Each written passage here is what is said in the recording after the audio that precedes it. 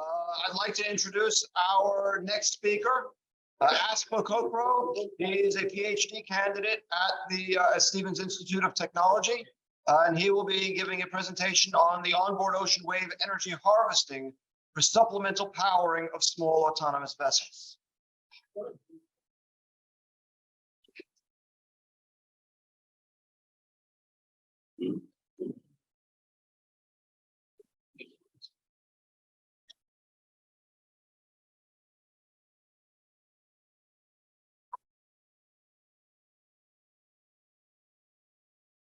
Good afternoon, ladies and gentlemen.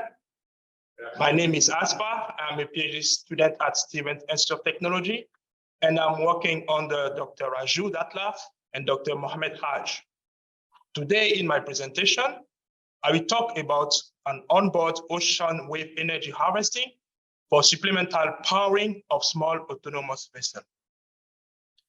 To do so, after an introduction, I will give some background to highlight what was done in previous research and state our objective. Then I will explain the methodology we have used and discuss some preliminary results. Finally, I will talk about our planned further works before I conclude. When I was an undergraduate, I studied marine engineering at the Naval Academy. I boarded ships and sailed through the Atlantic Ocean. Our main task in the machinery room was to monitor the engines and report the level of fuels and other liquids. I still remember, during my lectures, I was very amazed by one of our naval architecture professors who was so knowledgeable. Then I decided to specialize in naval architecture. When I come to the US for my PhD dissertation, I didn't really know what to research on. Then I came across a report from the IMO, International Maritime Organization, talking about the greenhouse gas effects and reducing the carbon dioxide emissions. There was a focus on renewable energy and also about finding renewable energy sources. Then I decided to research in this area. In fact, in the US, there are many offshore projects for ocean energy harvesting and to power the blue economy. The problem is that to monitor those projects, the monitoring system have limited capacity because they use battery. In this study, we want to design a small autonomous vessel that is able to harvest ocean wave energy to supplement the power for a 24 hours and 7 days monitoring for collection of data and dissemination for research. The idea of free wave is not new. In 1895, Mr. Linden from Italy noticed that a boat was rising and falling through the action of the waves. He thought he could power the boat using the wave. To prove his theory, he decided to build the autonaut for free wave powering. There are many sources of energy, wind, solar, but wave energy is more predictable. And in the US, it is about 2,000 terawatt hours per year. Another problem is that the ocean wave energy is mostly available offshore in the outer continental shelf. Lehman also studied some different wave energy converters based on the location and the working principle. He also found that most wave energy converters are located in the offshore and the point absorbers are most predominant. Under the leadership of the Department of Energy in the US, many projects are also in the phase of research development or implementation. To design a wave energy converter, you need to think about three aspects: the hydrodynamic system, that is the system in contact with the waves, the power takeoff, the mechanism to transform the energy from the wave into electricity, and the control system, which is the brain, for feedback, data processing, and all electromechanical processing. Barbarit provided a database for wave energy converters based on the energy capture weight ratio and the characteristic length. What is the capture weight ratio? It is the efficiency. It is to show how well the system is able to absorb the energy from the waves. It is defined as the power absorbed divided by the available power at the structure. In his finding, he demonstrated that the oscillating wave surge converters are more efficient with an efficiency above 60%. When we say that wave energy is more predictable, it's because we can have the annual wave parameters. For example, for the North Pacific Ocean, we have the significant wave heights and the predominant wave periods. We can say that based on those data, our system for wave energy must be stable because of the harsh environment and the large waves offshore. The key idea for our research comes from the car industry. The high cost of the batteries, the long charging time, provided Shea to study the vehicle suspension in order to harvest energy based on the roughness of the road. What he did is he just incorporates a piezoelectric bar into the suspension system.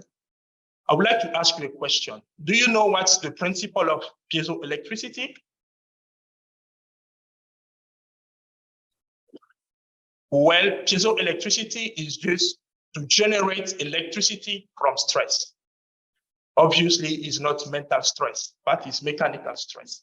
So if you add a mechanical stress to a piezoelectric bar, you can generate electricity. So that's what Shea did in the study when he incorporated a piezoelectric bar into the suspension. So for our application in the ship, we can create a suspension between the hull and the cabin. For that, we have three main technologies. We can use cushions, hydraulic cylinders, or suspension springs. An example of cushion suspension is provided by Takahashi, who isolated the cabin from the hull. The hull was into the action of the waves, and the cabin was isolated from the motions of the hulls. The results show that the motion, the roll motions, and also the heave motion of the cabin was diminished. However, the energy was lost in heat. Han et al. Also tried to implement a technology for suspension ship. They used suspension springs between the cabin and the hull. They were able to reduce the motions in the cabin, but also they could harvest some energy with an overall efficiency about 30%. In our tank at Stevens, we have a senior student, Tyler, who tested his catamaran using a plate, a heave dumping plate. He was also able to harvest some energy, and he showed that with the heave plate, the power that was harvested was greater than without it. So we tried to bank on what they found before, meaning using the catamaran. And since we know that the boat will be operating in semi-displacement regime to move from one location A to another location B, we think that the hull should be designed using the high-speed round bilge hull from the NPL series. The characteristics are given in this table for the length to beam ratio about 6, The block coefficient is about 0.4. The midship coefficient is also 0.573. I also say that for our students here. So we consider those parameters in order to build the hull of the catamaran. For our design to be successful, we need a sustainable design, which means less moving parts in order for the design to be economically viable and technically feasible. Then our research objective is threefold. First, we want to design the Datla suspension ship as a top reference heaving absorber because it is efficient according to previous researches. Then we also want to optimize the hull form for resistance and power takeoff, which means to harvest more electricity from the waves. Finally, we want to design the battery system for storing the energy, but also for a better battery management in order to have a 24 hours and 7 days monitoring of blue economy activities. A ship has 6 degrees of freedom. We have 3 translational displacements about X, Y, and Z for the surge, the sway, and the heave, but also 3 rotational displacements around X for the roll, around Y for the pitch, and around Z for the yaw. For naval architects, I think this is obvious, but I just wanted to state it for the audience. Also, from potential flow theory, we know that to create energy from the waves needs to be created or destroyed. However, the characteristic length of the device needs to be greater than the wavelength, because if it is less than the wavelength, the waves will not be affected and we won't be able to harvest energy. And if the characteristic length of the device is greater than the wavelength, is sufficiently greater than the wavelength, then we'll be able to harvest energy even if the device or our boat is stationary. So here in figure 14, we try to give a dynamic representation of our catamaran.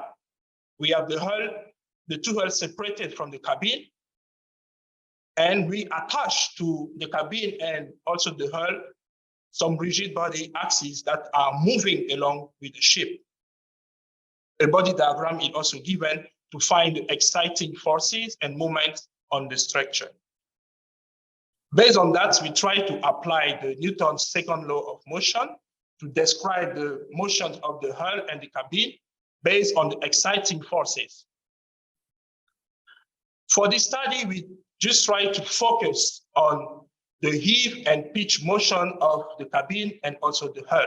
So we constrain some degree of liberty, and we gave only 4 degrees of freedom to our system for the heave and pitch of the cabin and also for the hull. In that equation, we saw that in order to solve the motion equation, we need to find first the hydrodynamics coefficient for added mass and also damping coefficient and stiffness coefficient. So we try to use some programs, some powerful program to find those coefficients. And after that, based on the output, we also non-dimensionalize the coefficient for the added mass and also the damping coefficient. It was also good to find the damping ratio to know the amplification factor in the system.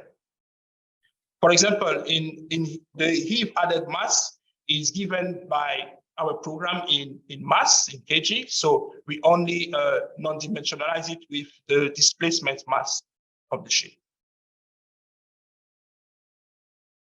Apart from that, we also needed to study the natural frequency of the system. The natural frequency is the frequency of the wave at which the system will give its maximum amplitude. So we try to find and estimate the natural frequency in heave and in pitch. Our system is a damped system, because if it is not damped, with the excitation of the waves, it can be destroyed, like in suspended bridges. You see that if the system is not damped, it can go beyond what the system can withstand. But for the naval architects, we have an approximation that gives us the natural frequency in heave and pitch. And based on the approximation, we found that we use the natural frequency about 0.59 seconds to do our calculation. In terms of ocean wave energy, the ocean wave energy available at the wave crest is given using the summation of kinetic energy and potential energy. So the energy is transported by the wave crest and it is available along the crest. In those equations, we'll see that we have to reduce the energy that is reduced from the ship, because the speed from the waves is seen from the ship. That's why we had to remove to use only the relative speed of the wave crest. On figure 6, you have a diagram of the PTO principle. The PTO is based on a ball screw connected to an electrical generator. And the Thevenin equivalent circuit provides the mode to extract electricity from our load. In the block diagram, you have the main function of our system that we intend to build, with the main function, but also the feedback. That's the plan for our study. Then we had an idea, and based on the design spiral, we needed to have a good design. For that, to make the conceptual design, we use a software called Rhino. And for that, we had two hulls of high-speed displacement hull separated by a third of the waterline length. We use two compression springs for each hull and the ball screw system that will be coupled via gearbox and bearing. Then we perform some resistance prediction using Michelet. Michelet is a program that works best for slender body. So for our system, we did the prediction also considering the interference between the two hulls. This is done for just preliminary design. After that, we had to study or predict the hull motion. And we used the sea-keeping prediction program to do that in order to predict the motion in heave and in pitch based on the design speed, but also based on the wave parameters. Finally, in order to find the hydrodynamic coefficient, we use a CFD method, a source distribution method in CFD, to find the added mass coefficient, but also the damping coefficient.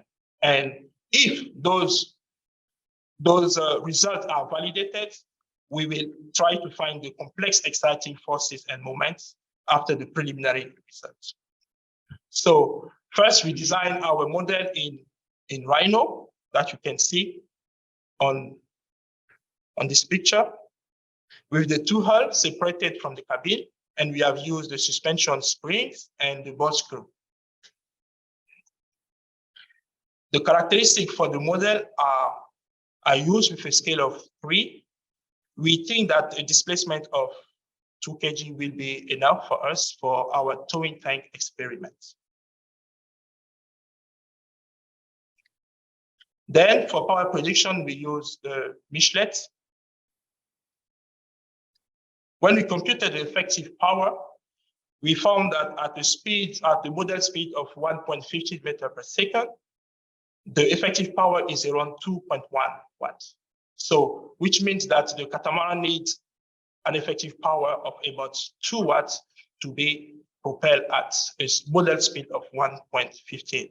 Then we added an overall efficiency of 0.6 to say that the total power that is required for our catamaran should be about 3.5 watts. And this is our baseline. After that, we also did some prediction for CKP motion. So on the figure on the left hand is the heave ratio plotted against the encounter frequency normalized at the natural frequency. We see that when the speed is 0 or when the catamaran is stationary, we have a damped system because around the natural frequency, the motion is not too much. But when the catamaran has a forward speed, we see around the natural frequency a peak in heave. But overall, with this design, the motion in heave will look like the amplitude of the waves because the error in heave is about 1. The same happened also in the pitch. We notice that the system is, even though it's underdamped at forward speed, but the results show that it needs to be elaborate in order to have a greater amplification of motions. That's only for the hull, the individual hull that we have performed those predictions. Then we did some simulation in CFD to find the hydrodynamic coefficient.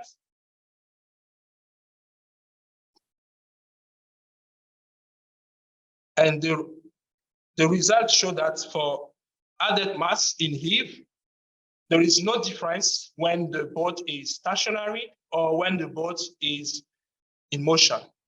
However, for the couple heave and pitch added mass, we notice that the speed influenced the added coefficient.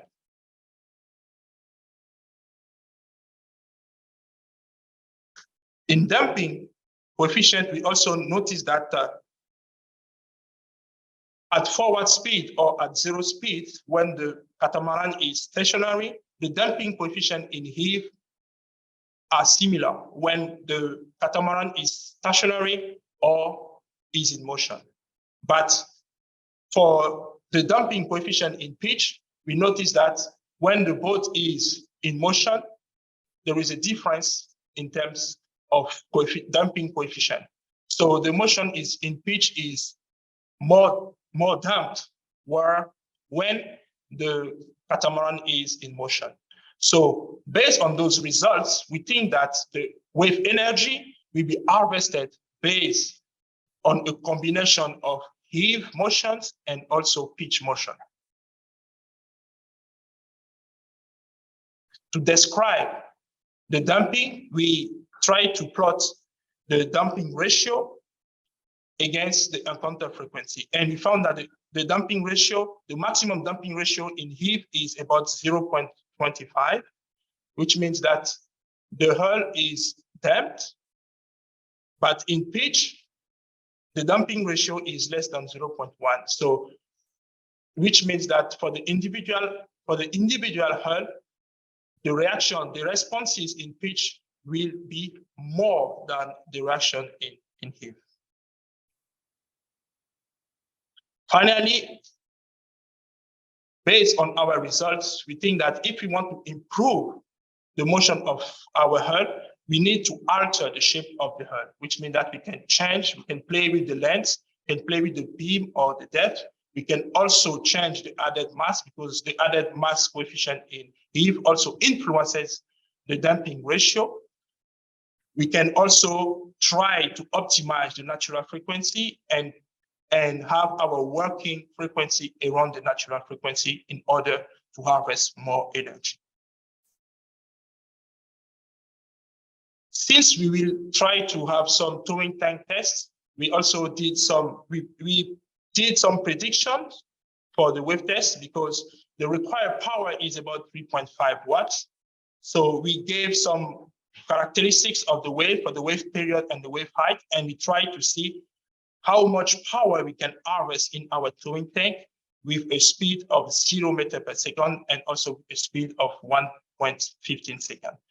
And the table showed that with a forward speed, the potential wave to be harvested is more than the required power. However, when the boat is stationary, only few parameters of period and height will provide an harvested power above 3.5 watts.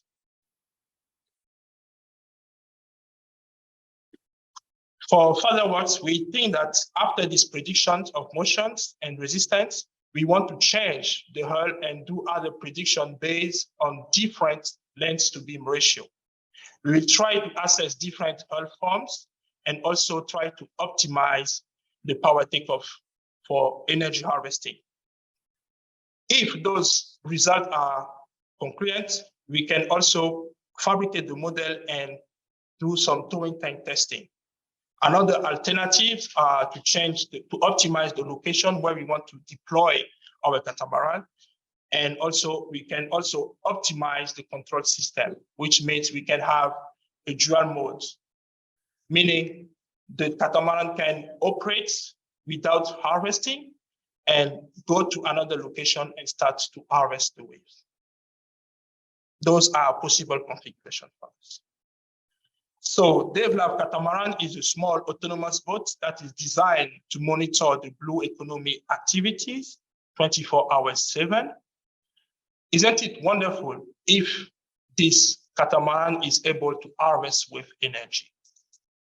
And if this study is successful, it will be the first of its kind. Thank you. If you have learned anything of value, I will be the happiest. Thank you for taking the time to listen to my presentation.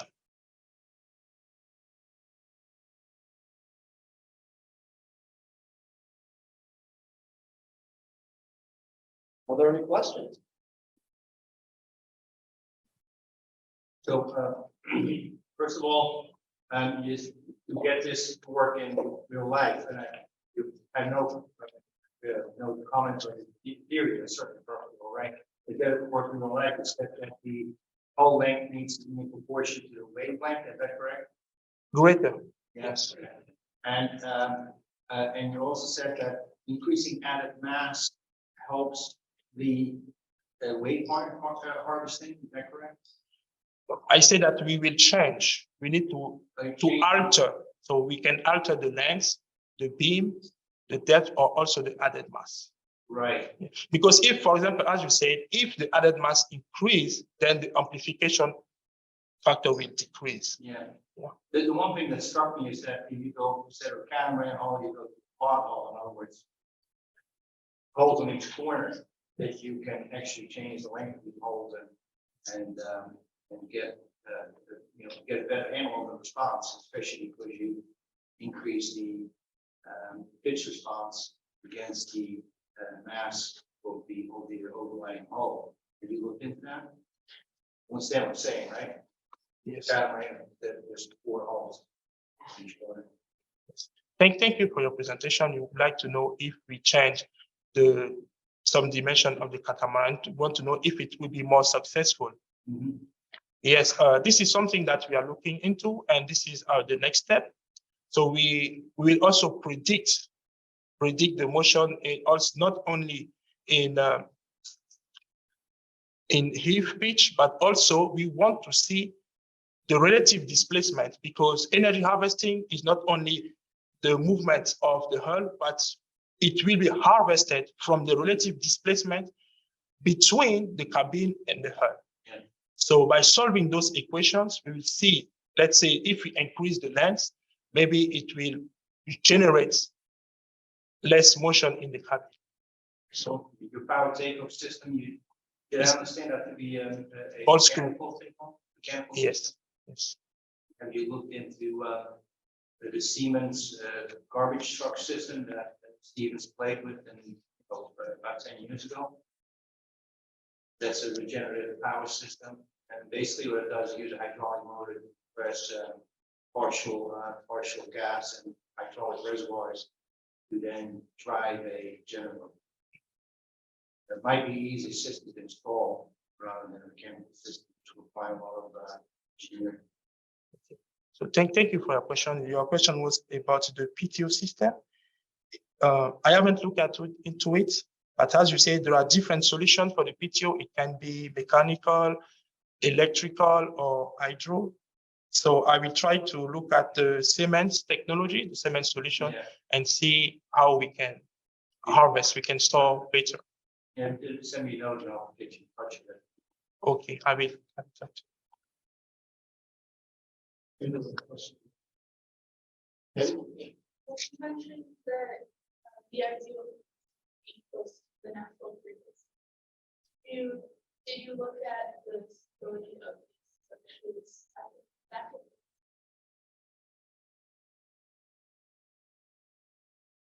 Thank you for your question. Your question was about the natural frequency that we want to operate to. Yes, actually, for harvesting, what we typically do is that we want to have the resonance.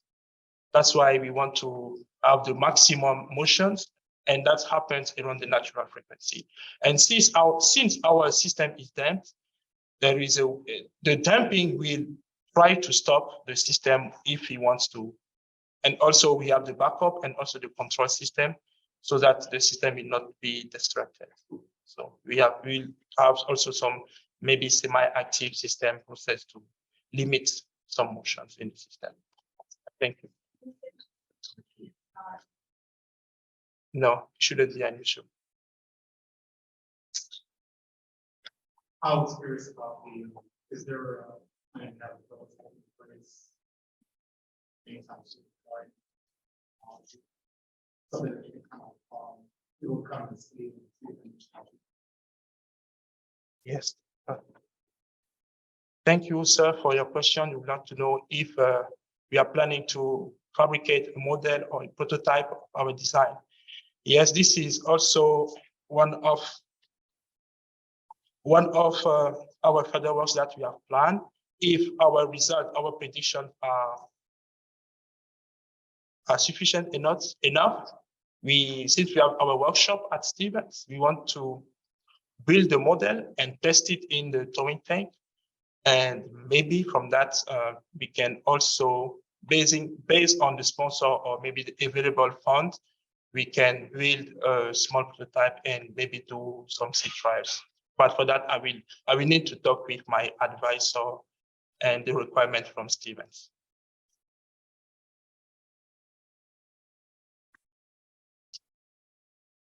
Okay, I see a couple of questions online. So what we will do is they've raised their hands.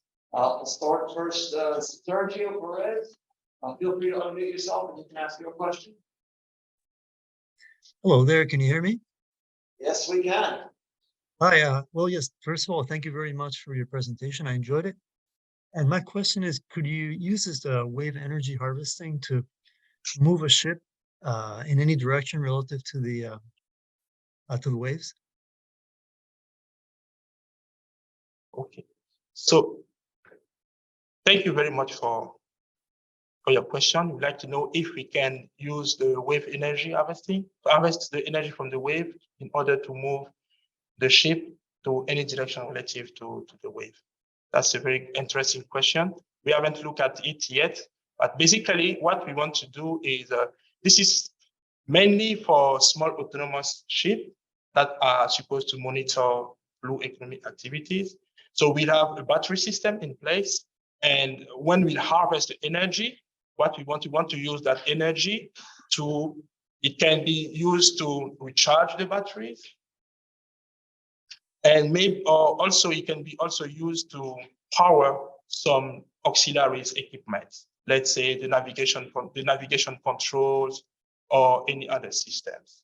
Yeah, we can, based on the finding, we can always try to expand the result. Let's say if we can harvest enough energy, maybe it can be the main power, and then we can just propel. Because once we have the energy stored in our battery, the catamaran can just move in any direction relative to the wave.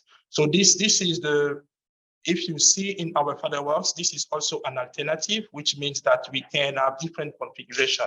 One configuration, it can be, we can be in mode of wave energy harvesting, then which means that we harvest the energy and then we move the boat, which means that when we are full in terms of energy, we stop harvesting, and then the catamaran can go anywhere.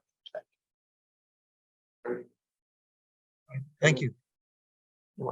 And we have another question coming in online from Jeff Utmore. Jeff, you feel free to Yes, thank you very much for this very interesting presentation.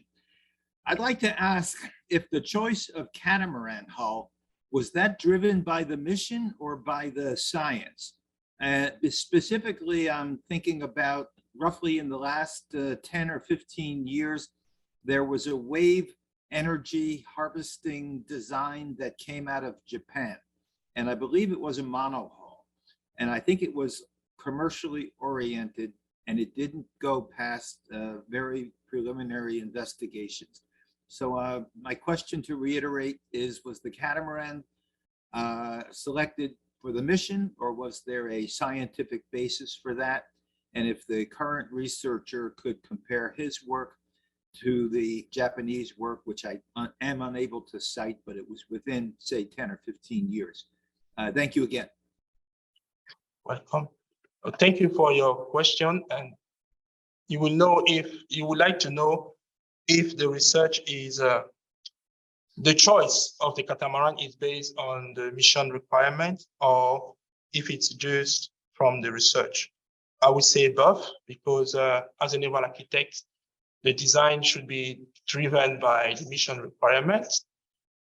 And also, as a PhD student, our main task is to do some research. So for the sake of our PhD and our research, we needed to research about what was done previously. And as you mentioned, in Japan, many studies were conducted in order to harvest energy from a hull. So some researchers used a monohull, catamaran, and also the trimaran. So when we did our literature review, we found that the catamaran was more effective than the monohull.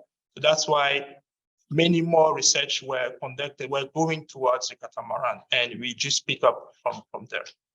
And in terms of mission requirements, in order to monitor the blue economy activities in that harsh environment, the system needs to be stable. And since we want to work around the natural frequency, I think there was a question before talking about stability, we needed our ship, our model to be stable. And the catamaran is more stable than the monohull. So that's why we also decided, for the sake of the mission, to be stable, because we have a lot of equipment inside. So we don't want the ship to capsize or anything to happen. That's why we decided also to go for the catamaran. Can I ask a question? Yeah, of course. So, full disclosure, I'm not the naval architect. I'm working in energy, so I have no idea what you're talking about, the energy principles. So please don't be strange. But what are the consequences for this to the, let's say, the efficiency of the boat? That's the main purpose of being basically moving to the water, right? So you start having now the wave movements, and you are controlling and you're moving that fast. But what are the consequences? And is there any research that you are looking toward? What are the consequences for the efficiency and maneuverability of the ship itself by applying those systems? Was that a clear question? Okay, good. Thank you. Yes, thank you for your question. So you would like to know what are the consequences of choosing a suspension technology, which means that to separate the cabin from the hull. And as I said, I have bought some ships, and I haven't been into this kind of ship that is separated. And as a crew or as a sailor, you want to feel stable, because the sea is already a harsh environment with the motion sickness. So you may think that if we separate the cabin from the hull, then it can have another consequences. So our objective doing that are twofold. So when we separate the cabin from the hull, first, we will have a smooth ride. So because the superstructure of the cabin will be isolated from the hull. So what happens is, if you are on board of the ship, when the waves hit, so you will rise and fall because of the action of the waves, 6 degrees of motion. But when it is separate, when the cabin is separated from the hull, so only the hull moves with the waves, and the platform will remain almost stable, which means that everything that is on the cabin, on the platform, is stable. You can have the equipment, and if you have people on board, they can work. It's like even if they are in the room. So basically, we want the cabin to have no motion at all. So that will be very good for like ride comfort, etc. Second objective is because we want to harvest energy. And for us to harvest energy, we need a relative displacement between the cabin and the hull. And that's the working principle of the point absorber. That's why we decided to separate this. Okay, we do have another question online. Well done, Adrian Otis. Adrian, feel free to unmute yourself and ask the question. Hi, can you hear me? Yes, we do. Okay, thank you so much for a very, very interesting presentation. So my question is, have you considered doing a simplified analysis by treating the cabin and whole assembly to figure out what the relative response of the cabin to the hull is, and one of the let's say representative sea states or wave frequency that you thought may be interesting for the PDO design. And the other question, the second question is more of a comment. I think it would be very interesting to look at the combined response, because the heave and pitch motions are very heavily damped, as you eloquently put it in your pointed out on your slides. But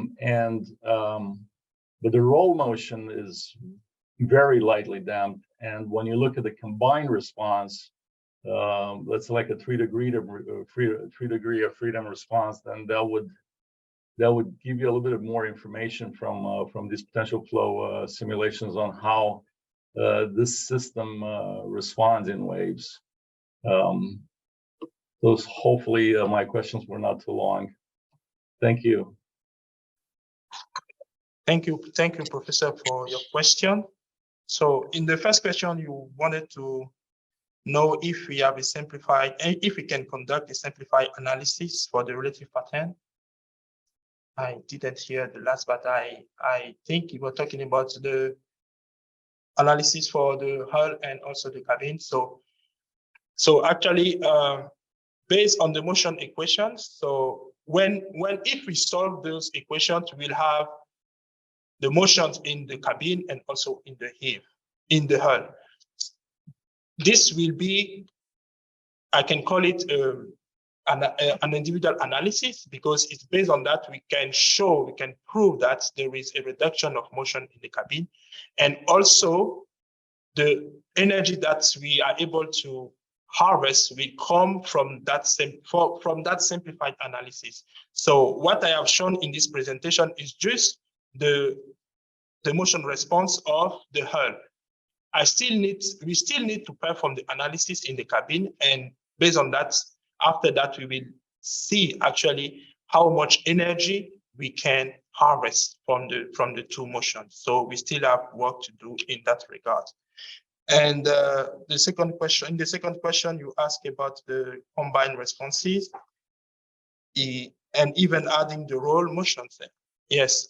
So basically, when we perform the prediction in seakeeping, we have used head seas. We just look into the head seas to see the motion response in heave and pitch, also in roll. But when we have head seas, we didn't have any motions in roll.